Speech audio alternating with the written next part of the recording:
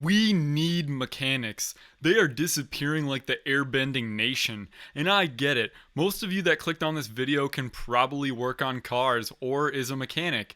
And your ego probably says you could fix about anything. But here's the issue. Up to 79% of technicians have considered leaving the industry because of poor pay, burnout, and inadequate management. That is crazy. And I'm not just talking about the guy working on your weekend sports car. There are so many different kinds of mechanics that we desperately need, especially diesel mechanics. Think about it. We depend on diesel mechanics every single day. The food that you eat, the water you drink, the clothes you wear, most of it showed up on a semi-truck. The diesel mechanic shortage has become a serious industry crisis, with 65.5% of repair shops understaffed and an average vacancy rate of 19.3%. Mechanics aren't underpaid because their job is easy. They are just underpaid because of the value of their skills is not matching their paycheck. So why are we having such a shortage? Well, there's a lot of reasons. This one is gonna be a long one,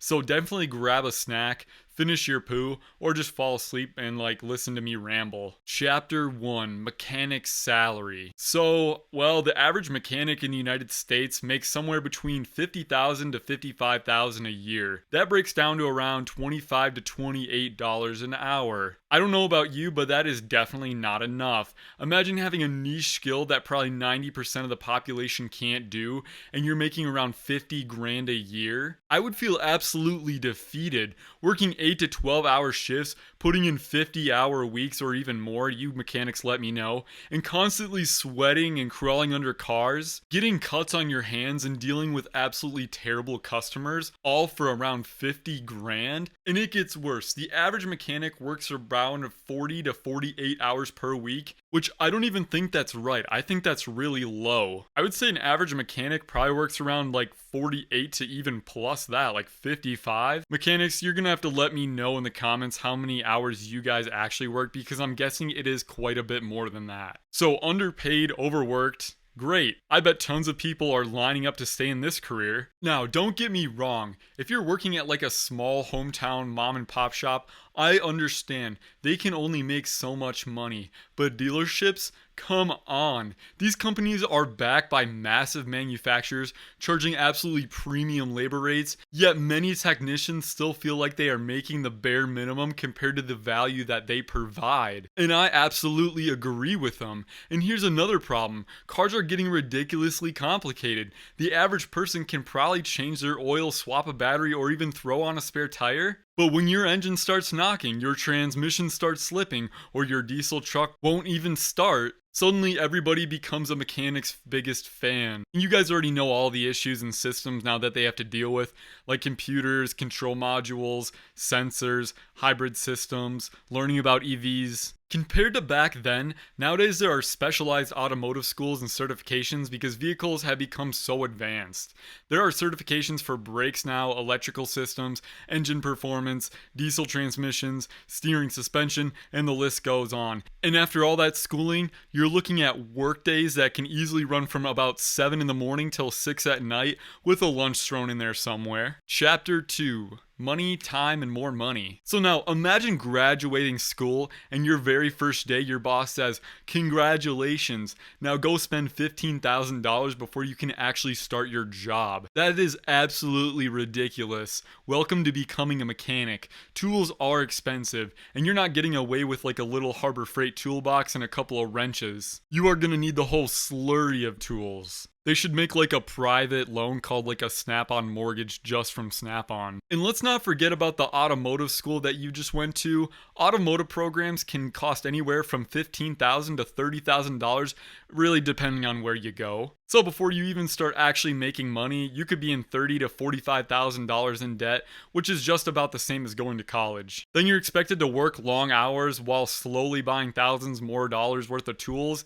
That's kind of tough to sell for a 20-year-old. Chapter 3, Plug and Play. Here's another giant issue. The industry wants master technicians, but nobody wants to invest in creating them. Job listings ask for 5 to 10, sometimes even 20 years of experience, and they want certification certifications, factory training, master technician status, and well, I mean, if everyone is retiring, who's supposed to magically have all that experience? At some point, you're gonna have to hire the younger technicians and actually train them. Otherwise, you're just gonna be short-staffed forever. And becoming a master technician doesn't even happen overnight. It can take 5 to 7 years to earn that title. I really just feel bad for mechanics. I mean, they're smart and they're willing to put in the work, yet it feels like society doesn't even value them as nearly as much as they should. If you're enjoying this video, just hit that like button and it really helps this channel. Thank you. Chapter 4. Garbage pay, garbage system. I have talked about this before, but every shop pays a little bit differently. One of the biggest complaints is flat rate pay. A lot of technicians aren't simply paid for the hours they work, they are paid based on how many labor hours they repair. I do understand why shops do this. They don't want someone just standing around like all day like they do on Tires. That's a great show, by the way. If you haven't watched that, you probably should. But here's the problem. Let's say a repair is supposed to do like 5 paid hours and everything goes wrong. It might take that mechanic 8, and depending on the shop, they might only get still paid for 5. So now the mechanic gets punished for taking difficult jobs, and that probably only happens if you have like really bad management. And that's become one of the biggest reasons technicians burn out. Chapter 5, the myth of Gen Z. Everyone loves saying Gen Z doesn't want to work. They just want to sit on their phones. They just want remote jobs. And if I look around, I can honestly see that, maybe, but the numbers tell a different story. 68% of Gen Z technicians have stayed in the automotive industry for 3 years or more. That is a pretty solid retention rate. And according to AutoZone's State of the Market report, 92% of Gen Z technicians say they are satisfied in their trade careers. And honestly, that is awesome to hear. Young people clearly still enjoy working with their hands. The problem isn't that nobody wants to become a mechanic, it's making sure the industry is worth staying in. Chapter 6.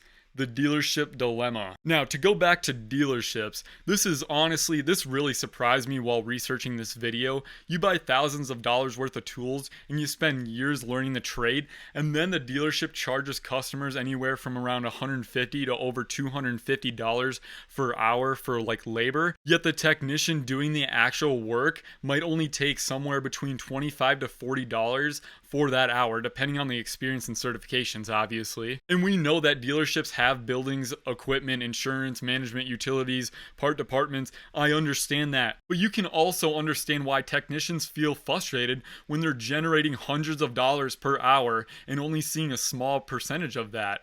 I knew it was bad, I just didn't realize it was that bad. Chapter 7. Nobody wants their kids to become mechanics. We do have a slight cultural problem with this.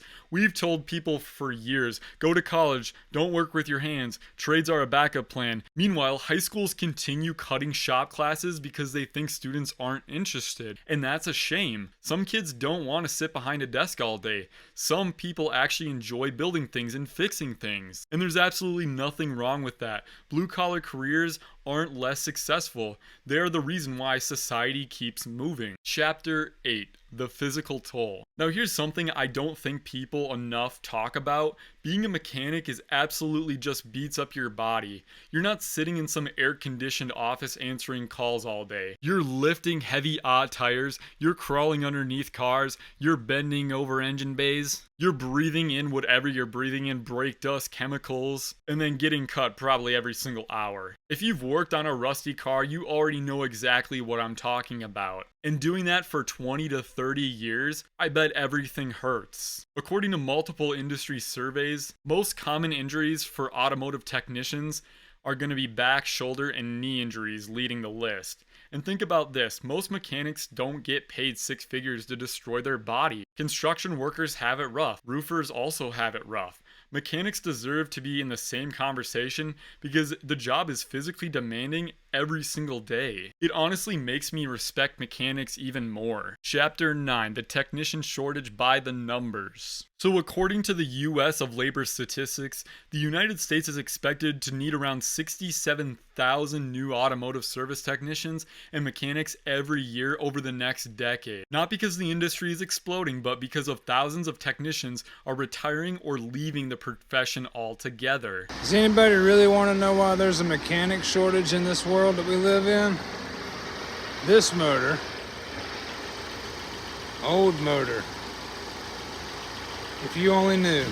That is a huge number. Now combine that with like diesel mechanic shortage that we talked about earlier, and over 65% of diesel repair shops are already say that they're understaffed. And like I said in a couple of my previous videos, we have fewer people replacing them. People are going to retire. That's just going to happen. So will we have enough people to replace them? Chapter 10, why customers think repairs are a ripoff. Now let's switch sides for a second because I understand why customers get frustrated too. You bring your car into a shop, you get on the phone, and they say it's going to be about $2,100. And you're sitting there thinking, huh? For a lot of people, that's rent for that month. But again, it goes back and forth. The mechanics can't really do anything about it. That's just how much parts and labor cost. Think your mechanic's ripping you off? Tell that to the engineers who made it a 3-hour job to replace a $35 expansion valve.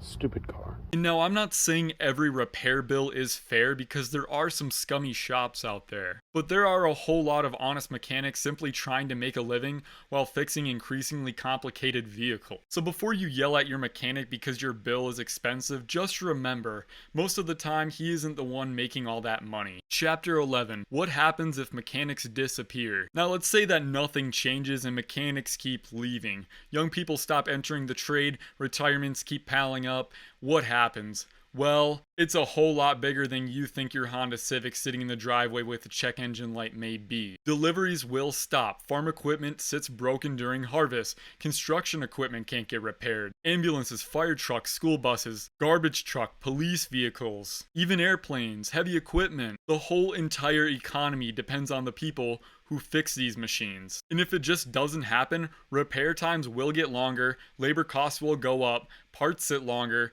businesses lose money, and then we're gonna end up paying for it. Without mechanics, America literally doesn't run. Thank you guys so much for watching, and if you're a mechanic watching this, seriously, thank you. We'll see you in the next one on Torque Savvy. Peace.